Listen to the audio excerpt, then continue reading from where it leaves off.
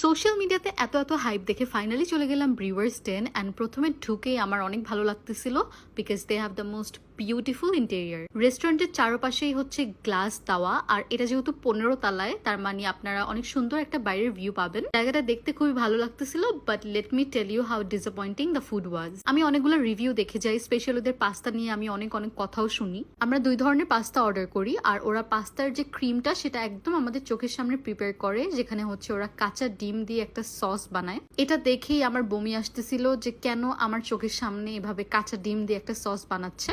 যাই হোক, তারপর যখন আমি পাস্তাটা ট্রাই করলাম, অনেস্টলি এখান থেকে একটা ডিমের স্মেল আসতেছিল, লাইক কাঁচা ডিমের একটা গন্ধ, যেটা একদম টলারেবল না। পাস্তাগুলোর প্রাইস ছিল 600 টাকা, আর কোয়ান্টিটিও অনেক ডিসঅ্যাপয়েন্টিং ছিল।